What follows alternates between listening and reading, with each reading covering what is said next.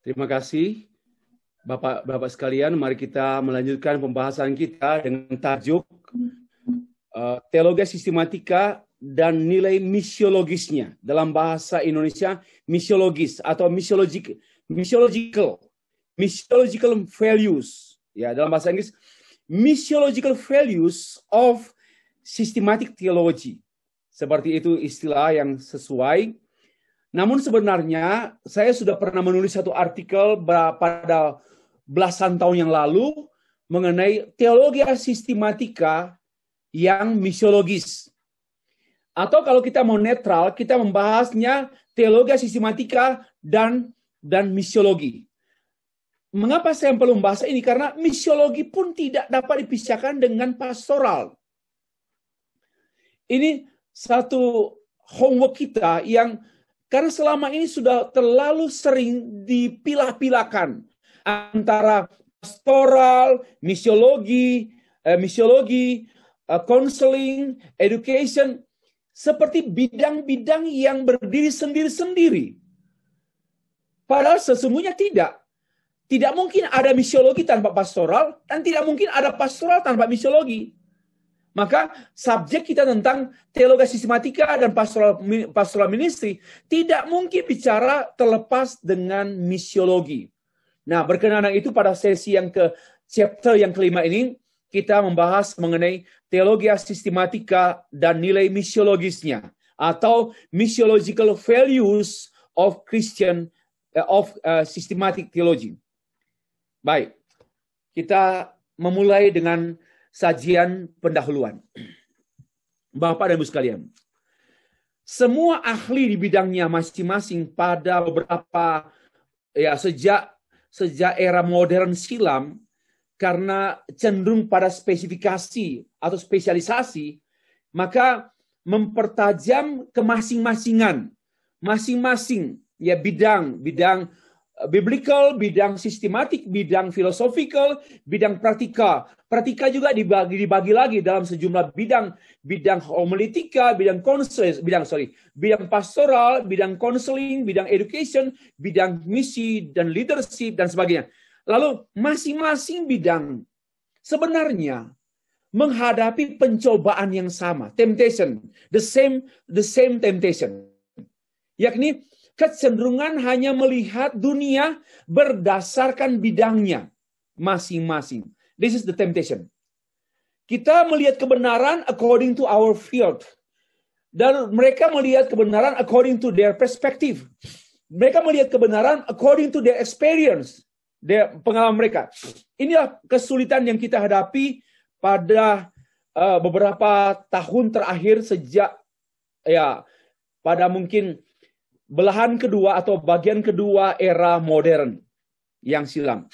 Ya, baik. Pencobaannya itu pada keilmuannya masing-masing. Artinya, menghadapi satu temptation sempit. Sempit according to me, according to you, according to them, according to us. Tidak berbicara mengenai keutuhan, whole, keseluruhan, ya komprehensif, sepenuhnya. Nah, tentulah pasti setiap bidang itu juga disertai dengan kebanggaannya masing-masing. Saya ahli PB, saya bangga dengan perjanjian baru. Saya ahli perjanjian lama, saya bangga dengan perjanjian lama. Saya ahli sistematik teologi, saya suka dan saya bangga dengan sistematik teologi. Ini pun problem yang menghasilkan pengkotak-kotakan, ya, pengkotak-kotakan yang terjadi. Bapak Ibu, termasuk di bidang konseling, pastoral, misi, leadership. Dan akhirnya orang mulai mengklaim, kamilah yang unggul, kamilah yang terdepan. Lalu beberapa buku yang saya baca sejak 20 tahun yang lalu, penulis-penulis di bidangnya membanggakan bidangnya. Lalu mengklaim, kamilah yang terdepan. Ya, kamilah yang menentukan. Ada istilah yang saya sudah lupa, bahwa misiologi adalah apa gitu. Ya, education itu apa yang terdepan. Sepertinya menjagokan, menghebat-hebatkan bidangnya masing-masing. Dan ini perilaku seperti ini sudah berlangsung sekian lama, sejak era modern silam, secara khusus dengan spesialisasi per bidang. Bapak Ibu. Begitu pula dalam dunia teologi. Para ahli biblika sangat bangga dengan keilmuannya. Bahkan sampai meremehkan bidang praktika. Ini bukan rahasia lagi kan? Bukan rahasia lagi bahwa ahli biblika meremehkan praktika. Ya, mereka kan yang praktis-praktis. Ya, tidak cerdas lah. Orang-orang tidak cerdas, tidak teliti. Kalau biblika itu orang akademis, Pak. Orang teliti, ahli. Bahasa Jerman, bahasa Belanda, bahasa Inggris, bahasa Aramaik. Wow. Itulah keahlian mereka. Tetapi kan kalau hanya ahli konseling, paling ya belajar teknik-teknik konseling, ya praktislah. Itu yang orang-orang yang tidak akademis. Nah ini kesombongan muncul bertahun-tahun loh. Bertahun-tahun. Tetapi juga kelompok praktika ini agak sombong juga. Sombong juga. Ya, kesombongannya begini. Kalian memang berteori di atas langit. Ilmu kalian itu hebat-hebat, dalam sampai orang tidak ngerti. Ya, dalam sekali keilmuan kalian sampai orang tidak paham. Dan kalian bicara hal-hal yang di sorga, tapi kalian tidak menyentuh bumi. Kami menyentuh bumi. Kami menyentuh keperluan umat. Inilah kesombongan praktikal teologi. Atau orang-orang yang mencondongkan diri kepada praktikal teologi. Itulah perdebatan-perdebatan dan sebenarnya mengungkapkan parsial, mengungkapkan bagian, mengungkapkan kebenaran parsial maksud saya, yang diklaim masing-masing. Kecenderungan para ahli misalnya biblika, sistematika, historical kurang tertarik dengan praktikal, dianggap ringan, ya ringan-ringan lah. Nggak perlu jadi orang hebat, nggak perlu jadi orang cerdas. Ya mungkin indeks prestasinya ya cukuplah B. Untuk jadi ahli konseling, ahli homiletika, ahli pastoral. Tapi untuk menjadi ahli perjanjian baru, perjanjian lama, teologi sistematik teologi, harus bernilai E. Bahasa Indonesia A. Ya, harus 10. Ini kesombongan yang apakah terungkap secara verbal, tetapi yang saya tahu terungkap secara tulisan. Terungkap secara tulisan. Ada sejumlah reason atau sejumlah argumentasi atau sejumlah bukti teks, bukti dokumen yang saya tuangkan dalam buku saya mengenai kebanggaan-kebanggaan akademis dari bidang-bidang tertentu dan merendahkan bidang yang lain. Terjadi gap di antara para ahli. Yang satu dianggap dianggap raja kelas, dianggap raja lapangan. Ini kami orang-orang, kamu itu orang hanya hebat di kelas, tapi tidak hebat di lapangan. Terbaliknya, iya kalian itu hebat di lapangan, tapi kosong. Nah, itulah perdebatan. Nah, sebenarnya di sini terjadi kecenderungan pertentangan antara teks dan konteks. Yang satu menekankan teks, yang lain menekankan konteks. Practical theology cenderungnya menekankan konteks, sedangkan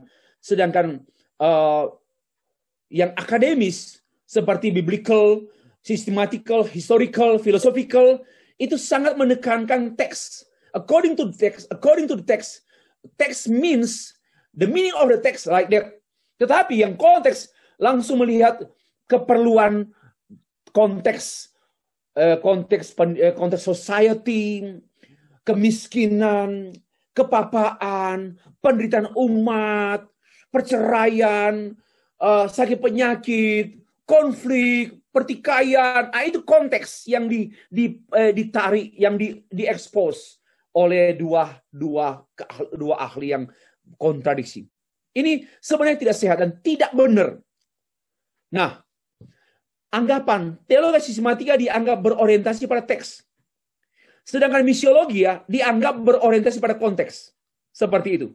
Pastoral dianggap loh. Sebenarnya tidak. Kalau saya tidak. Pastoral, education, counseling, dan juga mission. Tidak hanya berorientasi pada teks. Apa jadinya kalau tanpa teks? Misi tanpa teks. Kan lucu. Kelirulah. Jadi anggapan-anggapan itu keliru. Karena bagaimana mungkin ada misiologi tanpa teks biblical? Tidak ada. Kecuali misi membuat tahu yang terbaik. Misi membuat perusahaan company yang baik. Itu misi, bukan misiologi ya. Greenway, David Boaz, Hasselgrave melaporkan sejumlah pandangan teologi sistematika seperti topik-topik kedaulatan Allah, predestinasi, soteriologi, pembenaran oleh iman, eklesiologi. Kata-kata banyak orang yang mereka tampung, mereka penampung. Greenway, David Boaz dalam bukunya Si Paradigm tentang misi, dan juga Hasselgrave, bahwa banyak ahli berpendapat bahwa teologi sistematika dengan doktrin-doktrin atau tema-tema sistematika telah terbukti melumpuhkan misi, gerakan misi pada sepanjang masa. Ini satu tuduhan, satu objection, satu keberatan maksud saya, dan saya langsung menanggapi, tak benar. Saya sudah tulis buku dan sudah menanggapi ini sejak 20 tahun yang lalu. Sampai sekarang belum ada yang menanggapinya. Ya, maka tetapi pandangan-pandangan seperti ini masih muncul juga untuk mereka yang tidak belajar. Untuk mereka yang tidak belajar masih juga mengulangi kesalahan-kesalahan sembrono tanpa bukti secara akurat, tanpa menggali sumber primer, hanya anggapan-anggapan, dugaan-dugaan saja. Tidak ada bukti historical dan tidak ada bukti dokumen yang valid, langsung berpendapat bahwa doktrin-doktrin Kristen ini menghambat misi, memperlemah misi, melumpuhkan misi. Keliru. Saya sudah tulis buku itu dan bukunya ini. Ya, tebalnya 800 halaman. Tidak ada problem antara doktrin, tema-tema doktrin, tidak ada masalah sedikit pun dengan misi. Melainkan doktrin itu pertama, menyehatkan misi, motif misi, pengertian misi diluruskan, dan landasannya dibangun kuat, dan sebagainya. Jadi itu kekeliruan anggapan. Itu hanya anggapan yang tidak punya argumentasi historical yang kuat. Atau mungkin hanya melihat sisi mereka. Harus melihat secara komprehensif. Norman E. Thomas juga menulis buku teks-teks klasik tentang misi. Dan di antaranya dia sendiri berpendapat bahwa reform teologi telah memperlemah gerakan misi gereja-gereja reform sedunia.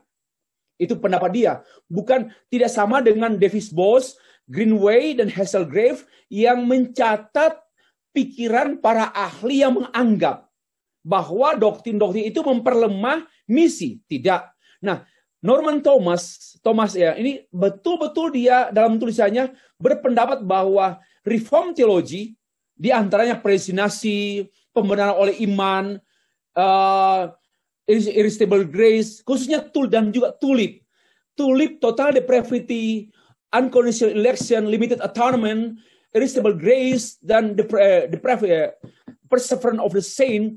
5 pilar ini dianggap oleh mereka sebagai doktrin-doktrin yang telah memperlemah gerakan Injil, gerakan misi sedunia. Dan saya mengatakan tidak mendasar, hanya tuduhan. Kenyataannya buku-buku yang terdepan dalam dengan tema-tema misi sampai pada hari ini ditulis oleh para misionaris dan misiolog reform. Jadi kelirulah Norman Thomas, kelirulah banyak orang. Itu pun hanya dugaan karena salah persepsi bahwa katanya predestinasi membuat orang kan sudah ditentukan untuk selamat dan binasa. Ya nggak usah penginjilan. Itu kan kesimpulan keliru dari orang-orang tersebut. Tolong baca buku saya. Saya sudah menulis sejak tahun 2000 berapa ya? 2006 atau 2005. Ya 2005 800 lebih halaman. Saya menulis tentang tulip dan misi, tulip dan penginjilan. Tidak ada masalah. Hanya masalahnya itu pada orang yang kurang mengetahui tentang misi reform, lalu menghakimi dan menilainya bahwa sejumlah doktrin reform itu memperlemah misi. Itu tidak ada dasar dan sesuatu yang memalukan tanpa dasar. Saya menulis sejumlah tokoh dan diantaranya William Carey. Memang ada sejumlah orang yang mengaku diri reform, tapi sebenarnya mereka hiperkalvinisme, ya. Mereka mengakui diri sebagai Calvinis, tetapi sebenarnya mereka hiperkalvinis, yaitu yang terlalu menekankan sisi Allah, mengabaikan tanggung jawab manusia. Itu bukan reform itu. Contohnya, pada waktu William Carey dari Inggris hendak datang ke India menjadi misionaris, dan ada sejumlah pandangan, pendapat, dan mungkin juga pendeta dan majelis yang berkeberatan. Carey, William, you want to go to India? Kamu mau ke India? Kalau Allah berdaulat, untuk apa kamu harus pergi ke sana? Kalau Allah berdaulat untuk menyatakan hendak keselamatan orang-orang India, maka tidak bergantung pada kamu. Kamu udah harus pergi. Allah bisa membuat orang percaya di India, orang yang unbeliever di India menjadi percaya tanpa harus kamu pergi. Nah, ini kelompok radikal, kelompok yang namanya hyper-Calvinism.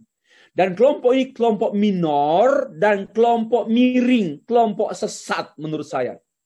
Kelompok yang bukan main reform. Nah, jangan mengeneralisasi dong. Keliru kalau mereka berkata bahwa reform teologianya telah memperlemah. Tidak, buktinya sampai sekarang. Pada umumnya buku-buku yang ditulis secara oleh para misionaris dan misiolog terdepan, termasuk di Fuller Theological Seminary, Charles Van Engen, Ralph Winter, banyak sekali saya mencatat dalam buku ini. Tokoh-tokoh misi sedunia sampai abad 20 yang lalu, penulis-penulis dan pemimpin konferensi misi adalah orang reform. Nampaknya Norman keliru, sempit, dan tidak teliti. Hanya subjektif. Di antaranya seperti itu, Bapak Ibu. Nah, kita melanjut. Membahas mengenai hubungan teologi sistematika dan misiologis. Dan misiologi, bukan misiologis, misiologi. Pengantar dulu. Teologi sistematika mengandung unsur misi di dalamnya. Ya, apa artinya? Bahwa teologi sistematika bukan tidak ada aspek misi dalamnya. Bukan hanya begini. Teologi sistematika lalu nanti bermuara atau memberi kontribusi bagi misi. Enggak. Tetapi di dalam teologi sistematika ada misi. Misi adalah salah satu aspek dari teologi sistematika dan juga memang kemudian bermuara pada misi. Misiologi adalah kelanjutan dari teologi sistematika. Apa artinya? Kalau teologi sistematika berhenti pada teologi sistematika, maka sebenarnya bukan lagi teologi sistematika. Teologi sistematika harus berlanjut pada misiologi. Ya. Teologi sistematika harus berlanjut pada misiologi. Apabila teologi sistematika tidak berlanjut pada misiologi, maka itu bukan lagi teologi sistematika. Misiologi bukanlah ilmu pelengkap. Nah, saya mengkritik pendapat Verquil. Missiology as a complementary science. Dalam buku yang ada pada saya. Dan saya menyatakan ini tidak tepat. Walaupun dia seorang misiolog. Dan saya pikir pendapat beliau keliru. Kenapa? Karena bagi saya sendiri, misiologi itu sendiri adalah teologi. Ya, pastoral itu sendiri adalah teologi. Misiologi itu sendiri adalah teologi. Maka janganlah berkata bahwa misiologi itu bukanlah ilmu, bukanlah teologi. Hanya pelengkap. No. Misiologi bagian daripada teologi sistematika. Dan teologi sistematika ya berlanjut pada misiologi. Dan misiologi itu pasti teologis, pasti teologi. Tidak ada misiologi tanpa teologi, tidak mungkin ada. Oke. Charles Van Engen berpikir secara, dia menyampaikan satu pernyataan yang bagi saya aminkan. Berpikir secara teologis mengenai misi dan merefleksikan secara misiologis mengenai teologi. Menarik ya? Dan inilah satu integrasi antara teologi atau systematic theology and missiology. Integrasi. Think theologically about mission and reflect missiologically about theology. Inilah yang mengungkapkan integrasi antara teologi sistematika dan missiologi. Jadi apa artinya nanti ya? Ya seorang ahli teologi sistematika harus bermisi dong. Seorang misiolog harus berteologi sistematika. Jangan parsial. Dan itu gampang sial. Nah, John R.W. Stott menulis demikian. Teologi tidak begitu berarti apabila dikomunikasikan seperti. Teologi tidak begitu berarti apabila tidak dikomunikasikan seperti kita mengkomunikasikan Injil. Teologi Kristen yang otentik pasti memiliki maksud missiologis. Itu pendapat John R.W. Stott. Seorang ahli teolog Injilik ya, yang sangat menjadi salah satu parameter teolog di dunia pada abad modern, abad 20. Dan banyak mempengaruhi dunia dan termasuk saya. Teologi Kristen yang otentik pasti memiliki maksud missiologis. Dan tidak hanya sistematik teologi, termasuk filsafat teologi pasti ada maksud missiologis. Kalau tidak ya bukan teologi Kristen. Very interesting. Nah, next, Charles Van Engen, satu hal yang adalah jelas, teologi sistematika yang bukan bersifat missiologis ya adalah tidak benar bagi penelaan Alkitab mengenai Allah yang mengasihi, menyatakan dirinya dan membuat perjanjian untuk covenant yang demikian mengasihi dunia sehingga memberikan anaknya yang tunggal. Tidak mungkin teologi yang berbicara mengenai Allah mengutus anaknya dan bicara kristologi, salvation, tanpa dalam kaitan Allah mengasihi dunia. Because God love, mengasihi Tuhan dunia. Lalu Allah mengirim anaknya ke dalam dunia. Ini sistematik and missiologi. Ya, lanjut. Hubungan antara teologi sistematika dengan missiologi demikian dekat, sekalipun masih juga ada batas tipis lah yang membedakannya, namun tidak mempertentangkannya. Bukan memisahkannya juga, namun keduanya tidaklah dapat dipisahkan satu dengan yang lain. Keduanya sesungguhnya merupakan satu kesatuan yang utuh, sehingga boleh saya berkata demikian. Teologi yang missiologis, missiologi yang teologis. Ini pendapat saya. Teologi yang missiologis dan missiologi yang teologis. Ya. Lebih lanjut, ada sejumlah argumentasi historis sejarah hubungan teologi sistematika dan missiologi. Tentu saya sudah menyampaikan itu dalam buku saya. Ini buku saya, Missiologi Kontemporer. Saya menulis dalam chapter 9 mengenai hubungan yang dimuat dalam dokumen-dokumen sejarah. Bahwa missiologi dan teologi sistematika dua yang adalah satu. Ya, dua yang adalah satu. Saya tahu saya ini sedang melawan arus karena banyak orang terlalu mempertajam perbedaan, bahkan mempertentangkan keduanya antara sistematik teologi dan missiologi. Relasi teologi sistematika dan missiologi bukanlah usaha baru karena munculnya keberatan-keberatan masa kini, bukan. Relasi keduanya memang sudah berakar dalam sejarah sekalipun berkali-kali mengalami pasang surut. Mari kita lihat, perhatikan.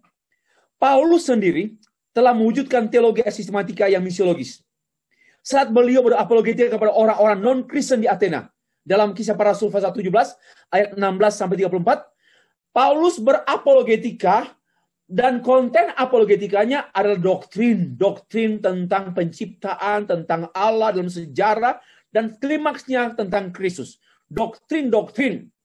Namun motifnya dan approach-nya itu approach missiologi. Dia memproklamasikan Injil dalam bahasa sistematika kepada orang-orang di Athena. Jadi sini titik temu antara sistematik teologi dan missiologi Rasul Paulus. Selanjutnya, dalam sejarahnya pada abad pertama, para bapak gereja memformulasi teologi sistematika itu untuk kepentingan apa? Mereka menyusun sistematik teologi untuk pemberitaan kepada orang-orang percaya dalam bentuk apologetika. Saya singkat saja, tapi itu dokumennya, banyak dokumen mengenai hal ini. Kita harus bergantung pada dokumen kalau bicara soal sejarah. Nah, next. Pada abad pertengahan, teologi sistematika hanya untuk kepentingan gereja dan teologi tersebut. Ini mengalami degradasi, mengalami kemerosotan. Kita tahu bersama tentu pada permulaan abad pertengahan, abad 7, 8, 9, 10 masih oke. Tetapi pada abad pertengahan kedua, sekitar abad 11, 12, 13, gereja merosot karena memimpin gereja merosot yang dipimpin oleh kepausan, ya. Dan pikiran teologi gereja pemerosot nampak pada amoralnya pemimpin gereja dan rusaknya dan kotornya gereja pada masa itu, maka harus dibersihkan oleh Tuhan melalui Martin Luther dengan reformasinya. Nah, pada masa itu tentu, karena pada abad pertengahan kedua, sekitar abad-abad yang ke-11, 10, 11, 12, 13 itu, klimaksnya 14, memang karakter misiologis dalam teologi sistematika pada abad-abad itu hilang. Boleh dikata hampir tidak ada lagi action mission pada gereja-gereja waktu itu. Mereka hanya berorientasi pada kekuasaan dan organisasi. Andai kata ada, itu sifatnya personal. Ya, pribadi-pribadi yang masih meneruskan perannya, pelayanannya di ladang misi. Ada. Tetapi secara kegerejaan hampir tidak ada dokumen yang menerangkan adanya pemikiran dan peran dan action misi gereja Roma Katolik pada waktu itu, karena mereka hanya berorientasi pada upaya-upaya mengembangkan kajian-kajian teologi untuk membackup sistem kekuasaan para paus. Jadi berteologi demi melanggengkan kekuasaan. Berteologi lebih melanggengkan kepemimpinan pada masa itu. Tidak lagi menyentuh, sifatnya dogmatis. Maka mereka mulai menempatkan paus selevel dengan Alkitab dan sebagainya. Itulah akhirnya teologi pada masa itu lebih banyak pada kepentingan-kepentingan akademis. Bukan lagi pada kepentingan misi, pastoral, etika, dan juga penginjilan. Tidak. Nah, namun, teologi di abad pertengahan cenderung hanya untuk kepuasan intelektual. Semata-mata. Untuk kepentingan mempersalahkan kelompok Kristen yang lain, sekaligus membenarkan dan melindungi gereja yang dipimpin oleh paus. Jadi mereka membuat teologi dalam rangka membackup, mengcover, menutup borok-borok busuknya perilaku dan pemimpin-pemimpin gereja pada masa itu. Ya, maka muncullah juga dengan sistem indulgensia, dengan surat penghapus dosa dijual untuk pengayaan, memperkaya oknum-oknum dalam kepemimpinan gereja. Pada masa itu memang buruk dan kotor. Karena berawal dari teologi yang menyimpang, dari no more sound doctrine, yang ada false doctrine, menghasilkan false conduct, perilaku yang palsu. Nah, begitu juga terjadi pada era reformasi. Teologi reformasi diformulasi untuk kepentingan pembenaran gerakan reformasi karena tekanan gereja Katolik. Bagi penulis, ini sebenarnya hanya bisa saya akui itu dalam kecenderungannya Martin Luther. Tapi saya juga paham, oleh karena bagaimana dia menghadapi satu arus internal gereja yang sedang merusak gereja pada masa itu, dan dia dipakai Tuhan untuk memulihkan, mengembalikan Alkitab ke dalam gereja, mengembalikan Alkitab ke dalam gereja, dalam teologi. Ya, dengan teologi reformasi menekankan pembenaran oleh iman, Alkitab adalah satu-satunya dan seterusnya, anugerah Allah mutlak. Nah, yang sudah disembunyikan dan bahkan dibuang oleh gereja pada waktu itu, diambil ulang oleh Martin Luther dan ditempatkan ulang dalam pembenaran gereja. Nah, maka kalau ditanya, Pak, kan Luther tidak terlibat dalam misi, maka itu doktrin Luther menghambat misi. Keliru. Pertama, doktrin Luther memulihkan teologi sekaligus memulihkan gerakan misi selanjutnya. Dua, Luther memang terpanggil untuk mengatasi problem internal gereja yang sedang kotor. Bagaimana gereja mau bermisi keluar kalau gereja kotor? Maka Tuhan memakai Luther untuk membersihkan dulu gereja yang kotor ini, baru kemudian the next generation, termasuk Calvin, baru terlibat dalam gerakan misi. Itu argumentasi saya. Karena itu Calvin tidak dapat dikategorikan seperti dugaan mereka seperti itu. Nah, teologi sistematika pada era reformasi kedua tidaklah menghilangkan unsur misi sebagai tugas gereja. Tidak. Gereja diajar dengan materi teologi sistematika yang sangat kuat dengan sistemnya, supaya terlibat dalam tugas gereja, termasuk dalam gerakan misi gereja. Gereja Reform di Geneva, khususnya di bawah kepemimpinan John Calvin, Farel, dan sebagainya yang lainnya, menjadi pusat gerakan misi, pusat teologi, pusat akademi, pusat pendidikan, pusat pastoral, dan pusat pemerintahan reform, dan pusat sistem teologi, pusat misi di Eropa waktu itu. Ya, saya memiliki sejumlah dokumen, sejumlah tulisan yang membuktikan bahwa John Calvin adalah direktur misi yang mengutus 17 misionaris dari Geneva, termasuk diutus ke Brasil. Jadi siapa bilang Calvin anti misi, saya bilang teologi Calvin, doktrin Calvin melumpuhkan misi. Ini satu kecerobohan dan careless berpikir, tidak cermat. Harus menggali dokumen-dokumen, tidak hanya dokumen according to your perspective, tapi according to whole perspective. Ya.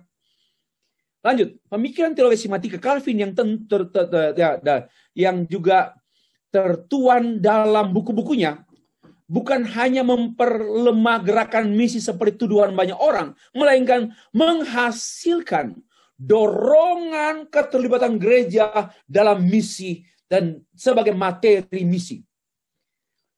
Wah, saya terus terang, saya juga menerima kontribusi pemikiran dan gerakan misi dari para teolog dan gereja-gereja non-reform. Saya juga mengakuinya. Ya, sebagaimanapun saya mengakui kontribusi pemikiran para misiolog dan teolog misi dan juga gereja dari gereja reform, gereja Calvinis. Ya, sebagaimana yang saya sedang alami dan saya sedang nikmati. Bagaimana teologi reform memang pada hakikatnya misiologis. Ya, teologi reform itu pada hakikatnya misiologis. Sebagaimana misiologi itu mestinya teologis. Nah, demikianlah Bapak Ibu. Pada era misi modern, tepatnya sekitar tahun 1960-an, teologi sistematika mengambil bentuk dalam gerakan yang berakar pada konsep kontekstualisasi.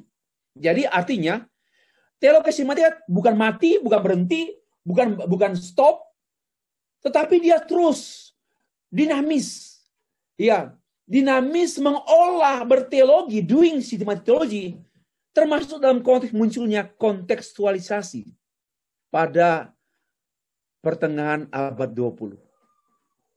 Bapak Ibu, Van Engen menulis hal yang sama bahwa akhir-akhir ini seperti misi dari teologi sistematika sedang disingkapkan melalui suatu gerakan yang dikenal dengan kontekstualisasi. Teologi yang selama ini dikemas dalam alam pikir budaya barat mulai dikaji ulang dan diformulasi ulang dalam setting kehidupan umat Allah di segala tempat dan segala waktu. Artinya kontekstual space and time. Jadi bukan tidak ada. Pada abad modern, doktrin-doktrin itu menjadi landasan kontekstualisasi dan petunjuk kontekstualisasi, termasuk konten message, kontekstual message. Yang kedua, natur teologi sistematika yang misiologis. Bukan yang kedua. Yang kedua, tadi kan sejarah. Sejarah hubungan antara teologi sistematika dan misiologis. Sekarang nature, hakikat teologi sistematika itu memang misiologis. Satu, pengertian dan tujuan teologi sistematika yang misiologis. Teologi sistematika sebagaimana yang dirumuskan oleh John Frame dan dikutip oleh Wayne Grudem adalah suatu studi yang menjawab pertanyaan what does the whole Bible teach us today about any given topic. Di sini teologi sistematika mengandung misi. Ya, mengandung pikiran dan praktek misi. Itu nampak pada kata teach us today. Today ini bicara kontekstual. Ya, kontekstual. Dan itu merupakan bagian daripada misi kontekstual. Ya. Pengertian misiologis ini berkenaan dengan relevansi us, kita. Teach us. Us why? Us kita yang dulu, kita yang sekarang, kita yang nanti.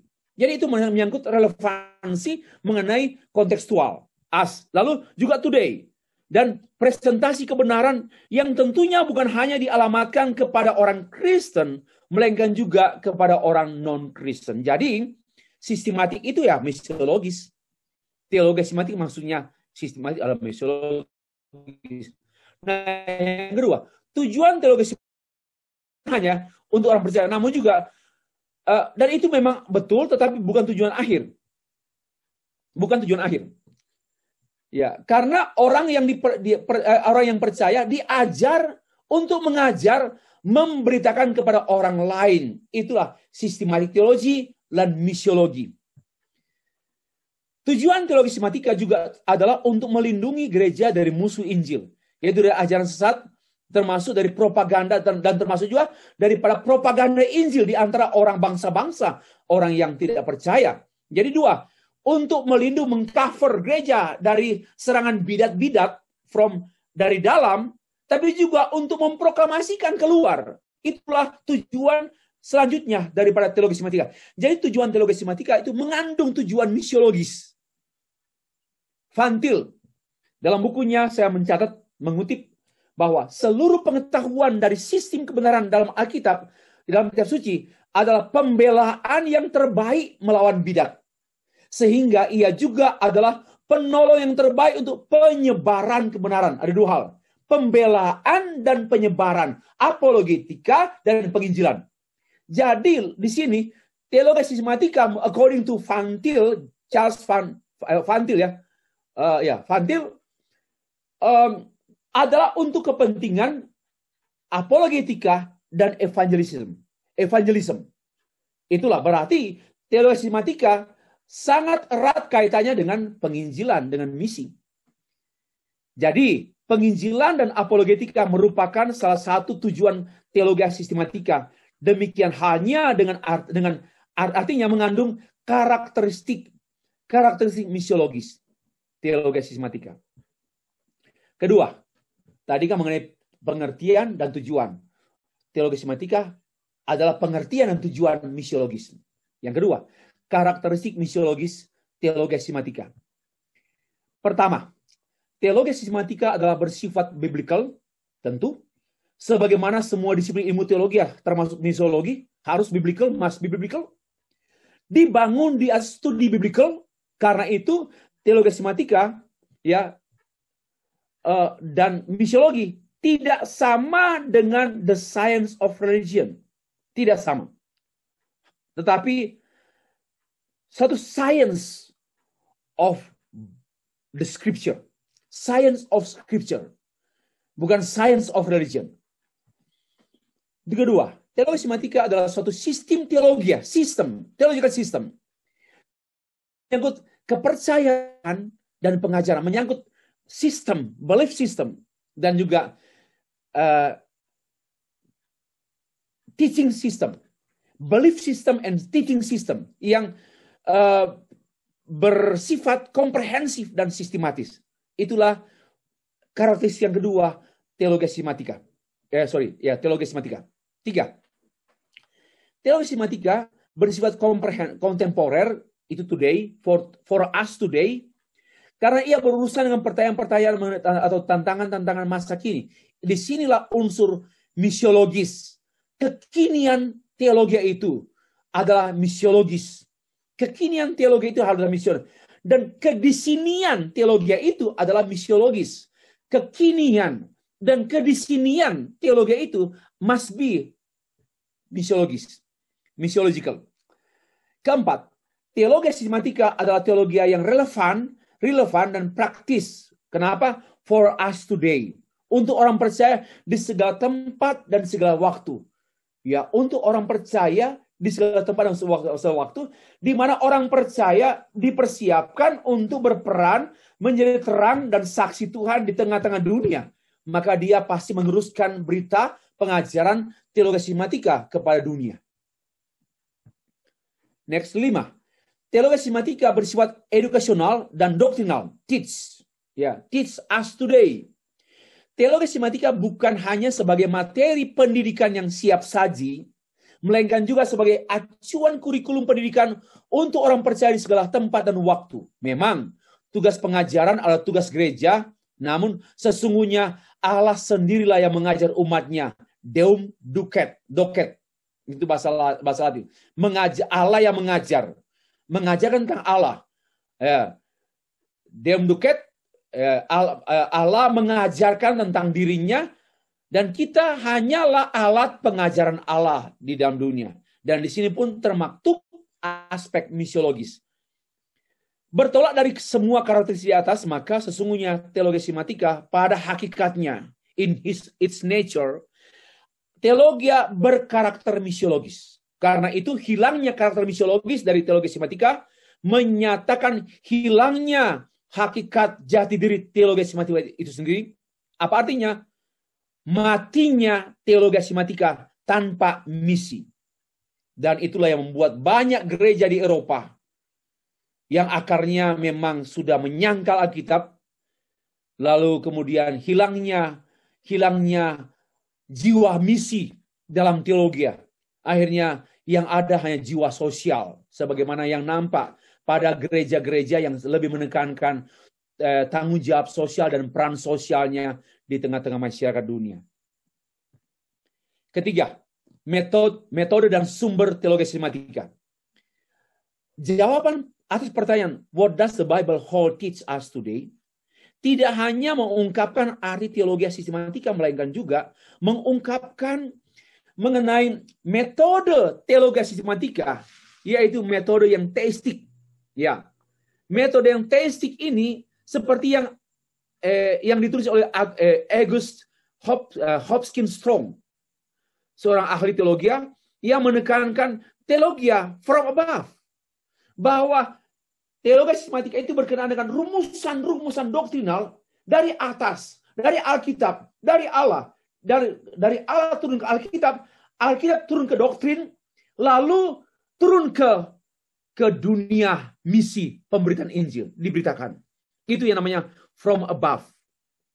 Metode teistik adalah metode yang dimulai dari pemahaman tentang Allah yang transenden kepada pemahaman Allah yang sama namun imanen.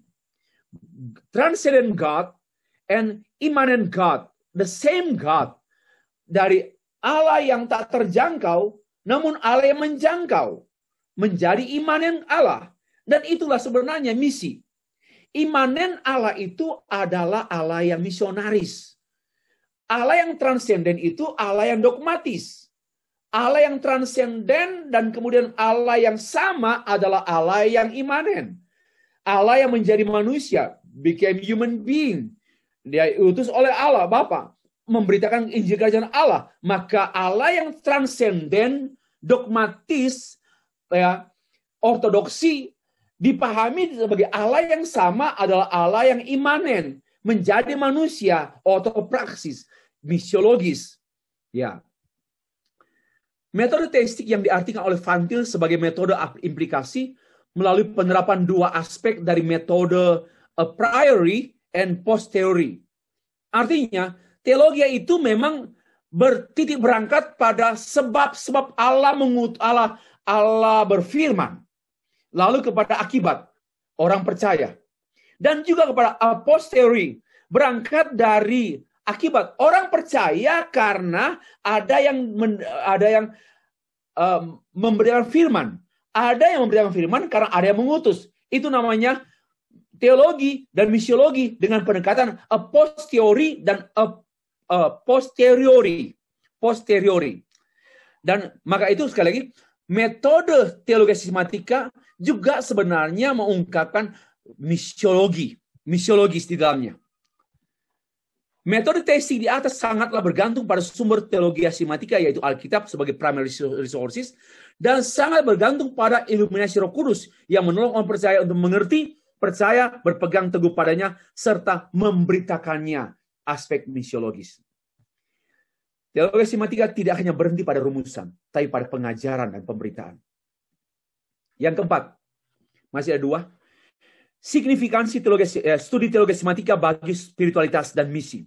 Bapak Ibu, pentingnya studi teologi sistematika Pertama-tama pastilah berkaitan erat dengan tujuannya, yaitu agar supaya orang percaya mengetahui apa yang dipercayai. Ini saya sudah jelaskan tadi ya. Ini berkenaan dengan illumination by the Holy Spirit works, not by epistemological approach. Ya, orang percaya mengetahui apa yang dipercayai. Jangan percaya tapi nggak tahu. Bolehlah, maybe when you believe, at the same time you didn't understand the event. Yeah, but next after reading the Bible, and you will understand. Oh, I know what my past experience. So we can tell about it after reading the Bible. Tanpa membaca Alkitab, kita tidak mampu menceritakan pengalaman kita tentang masa lalu kita dengan Tuhan. Pengalaman pertobatan. No voice, no story. But after reading the Bible, in theological approach, we have ability to understand our repentance or conversion experience, pengalaman pertobatan kita. Kita baru wow, lalu kita bisa menceritakannya secara biblical, tidak jatuh pada subjektivitas. Ya, ini penting untuk kita tegaskan.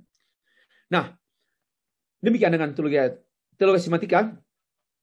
Tugas teologi sistematika pertama-tama adalah untuk kepentingan orang percaya supaya mereka mengetahui apa yang mereka percaya, sekaligus menaklukkan pikiran mereka, ide mereka, hasad mereka, kemauan mereka kepada kebenaran. Sehingga kalau ada yang kekeliruan, diluruskan oleh doktrin gereja. Sistematik teologi. Itu pun berkaitan dengan misi. Untuk bagaimana mungkin orang berjuang, memperjuangkan misi penjangkauan jiwa-jiwa, lalu kemudian membiarkan orang yang dijangkau itu disesatkan.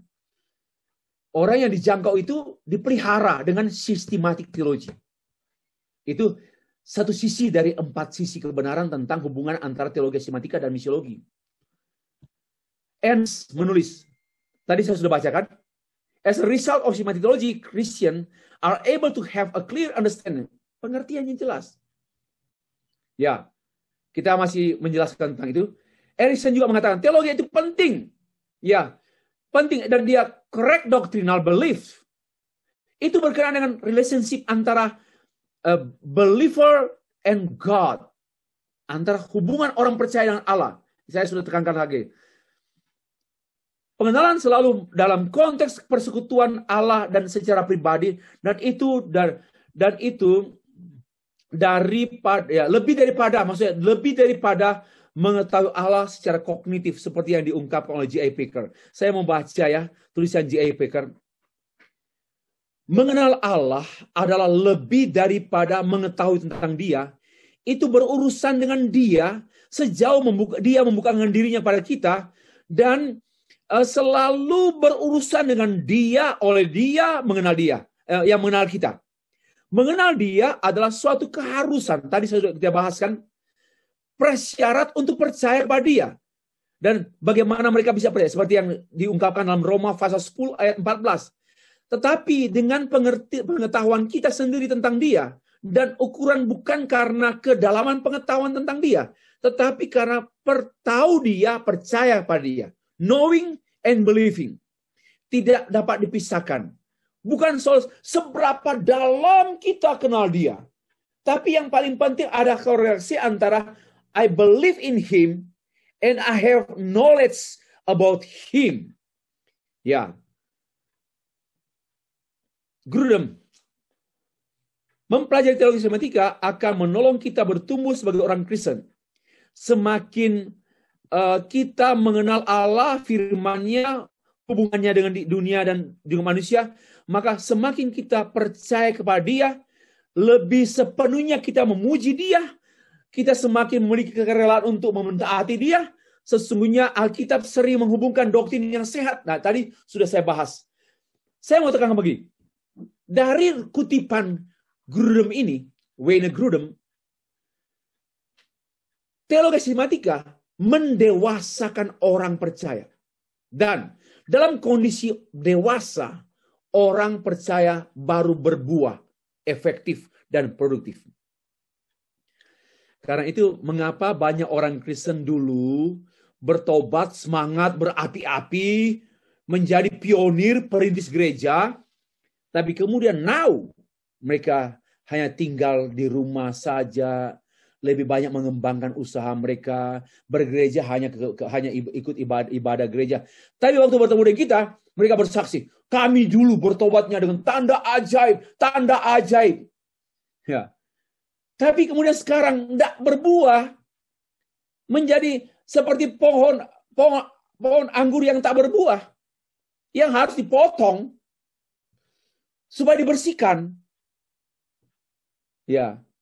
Mengapa orang Kristen dulunya berapi-api dalam penginjilan, berapi-api dalam persekutuan, berapi-api dalam doa. Tapi sekarang redup. Keyakinan saya karena mereka berhenti berdoktrin. Mereka berhenti dalam pengajaran. Sehingga mereka tidak bertumbuh ke arah kedewasaan. Dan dalam hal itu pula, mereka tidak mungkin berbuah. Sehingga mereka menjadi orang Kristen pasif. Hanya penuh kenangan rohani masa lalu. Wah, saya dulu ikut KKR, penginjilan ke desa-desa, hanya masa lalu. Dan sangatlah menyedihkan kondisi orang Kristen seperti itu. Banyak. Ya, banyak. Kelima, tugas teologi sistematika yang misiologis. Apabila teologi sistematika mengalpakan misiologi dalam teologi, maka teologi tersebut bukan hanya tidak lengkap, melainkan juga tidak lagi patut disebut teologi sistematika. Maka itu seorang teolog sistematika harus seorang penginjil. Demikian pula halnya seorang penginjil harus orang yang menyukai teologi sistematika. Sudah berhenti berdebat. Itu hanya menekankan satu sisi, keparsialan dan sial. Seorang teolog sistematika harus seorang misiolog, harus seorang penginjil. Dan seorang misionaris atau penginjil haruslah orang yang begitu suka dengan doktrin-doktrin. Semestinya demikian. Seharusnya demikian. Bapak Ibu, secara teologis dan kronologis, ya, kekristenan dimulai oleh Allah yang menyatakan dirinya kepada semua manusia, kepada semua orang melalui penyataan umum. Dan menyatakan secara khusus kepada orang tertentu melalui penyataan khusus. Sebagian orang umum kepada semua orang, sebagian orang oleh penyataan umum kepada semua orang, penyataan khusus kepada sebagian orang. Nah, inilah yang namanya predestinasi. Allah menyatakan kasih-Nya kepada semua orang, tapi efektivitas kasih Allah yang dikerjakan Roh Kudus melalui Yesus Kristus yang dikerjakan Roh Kudus dalam hati orang berdosa itu kepada orang. Bukan semua orang. Sebagian orang. Ya. Sehingga mereka mengalami pertobatan melalui pemberitaan Injil. Inilah pengertian dari teologi sistematika, tugas teologi sistematika yang misiologis. Ini alasan yang kelima. Mengapa teologi sistematika itu harus misiologis? Must be missiological. Allah mendatangi umat pilihannya, menjadikan mereka beriman, mengajar mereka, melalui menjadi teolog, edukasi kan. Lalu selanjutnya, teolog tidak hanya percaya, melainkan juga harus menjadi saksi, berlanjut. Karena itu, para dosen-dosen pensiara hanya hidup tiap hari, kelas, kampus, rumah, sekali-sekali diundang ke gereja. Ini ada something wrong. Seorang teolog, seorang pengajar, pensiara harus terjun dalam penginjilan juga. Harus terjun dalam penginjilan. Seorang ahli teologi biblical, teologi sistematik, historian, harus juga menjadi seorang penginjil. Jangan hanya hidupnya rumah, gereja, kampus, rumah, gereja, kampus, mati. Itu hidup yang menyedihkan. Kita harus terlibat karena teologi sistematika, teologi itu must be misiologis. Must be evangelical. Harus. Kalau tidak, ya kita hanya ilmuwan. Banyak hanya ilmuwan, doktor teologi, master teologi, hanya ilmuwan, tidak menginjili lagi. tidak memiliki passion untuk proclaim the gospel, reaching out the unbeliever, dan ya hilang aspek menolong, hanya akademis, tulis artikel, tulis buku, tapi tidak menginjili. Ini aneh, ini timpang. Ya, bahaya besar bagi para ahli teologi sekarang hanya memuaskan diri dengan keakademisan dan juga hanya membanggakan artikel-artikel ilmiah, scientific artikel di jurnal-jurnal Eropa. Hati-hati, ini bahaya. Memang itu harus, tapi keharusan itu tidak boleh meniadakan peran utama kita sebagai seorang penginjil. Dalam hal ini teolog bukan hanya berperan ganda. Penginjil, pengajar. Systematician, evangelism. No, bukan ganda. Melainkan berperan utuh. Sebagai seorang teolog yang berpikir misiologis dan sebagai seorang misiolog yang berpikir teologis. Selanjutnya dari pengertian di atas, maka tugas pertama teologi sistematika bukanlah pada pengajaran doktrinal mengenai iman Kristen, melainkan misi menjangkau orang berdosa. Hal ini jarang dibicarakan. Pemikiran seorang ahli teologi sistematika yang pikirannya bagaimana merumuskan doktrin-doktrin Kristen dari Alkitab. Bagi saya sebenarnya yang paling utama itu bagaimana mereka menjangkau orang berdosa, misi penjangkauan. Dan itu harus menjadi motif utama misiolog, motif utama seorang ahli teologi sistematika atau dogmatician atau systematic theologian.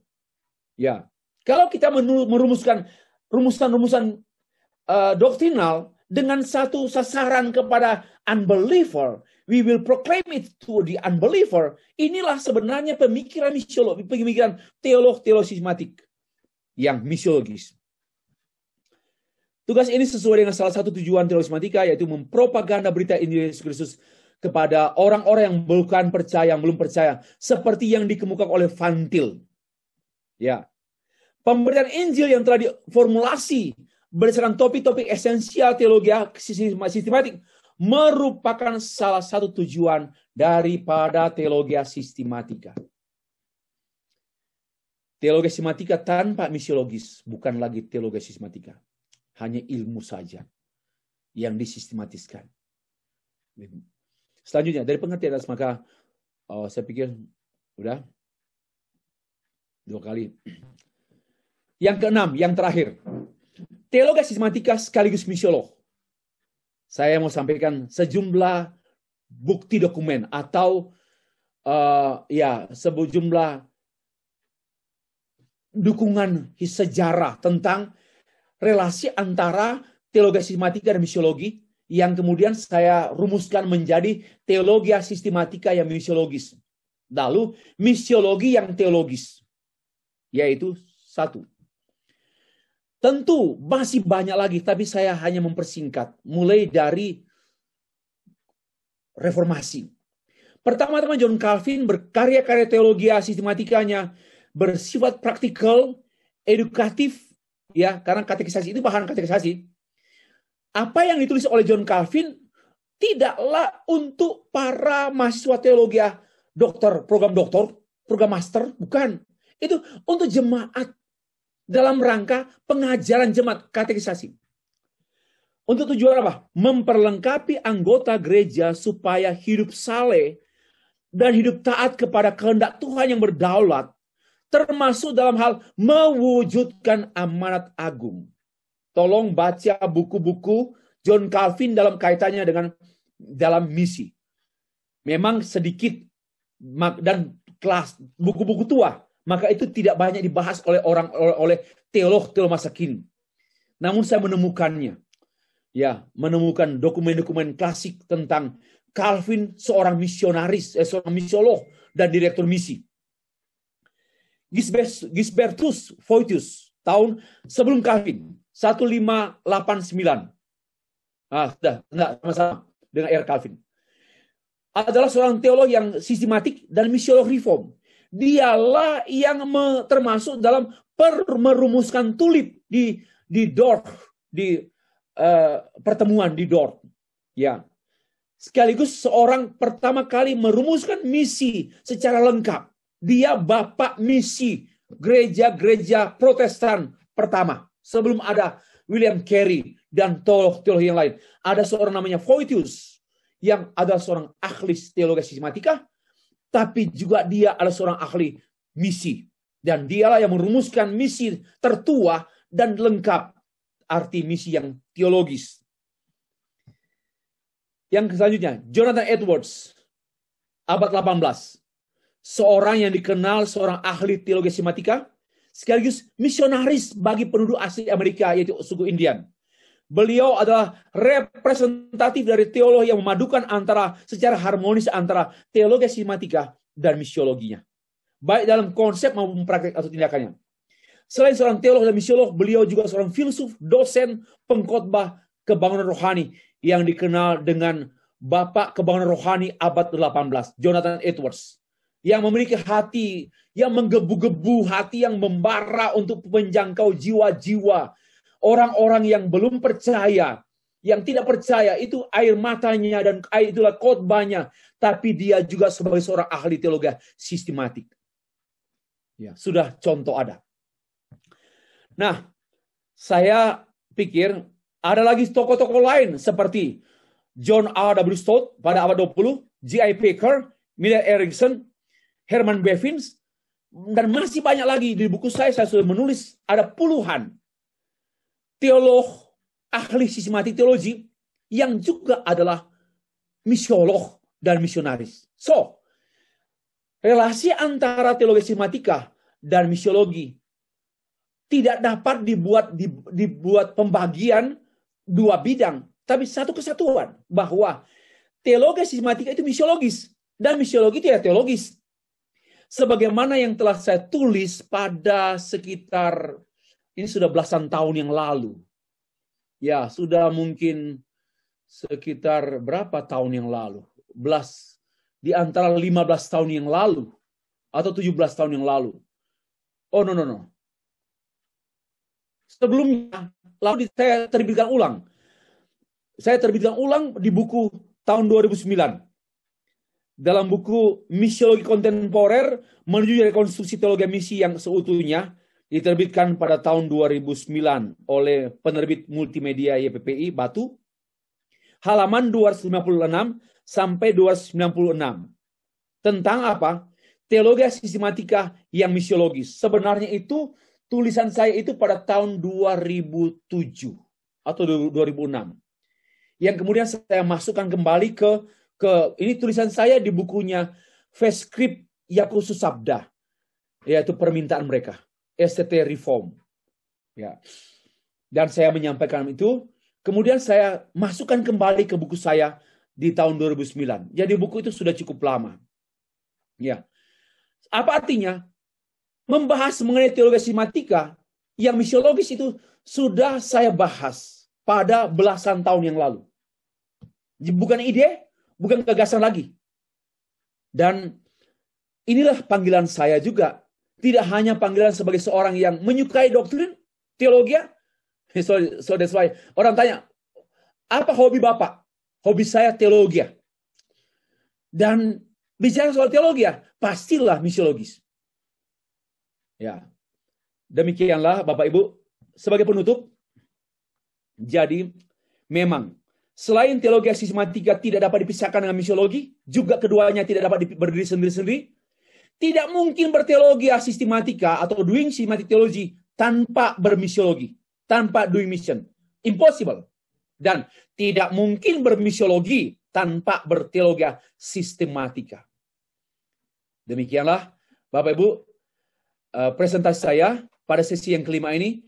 Saya menyampaikan terima kasih dan kembalikan kepada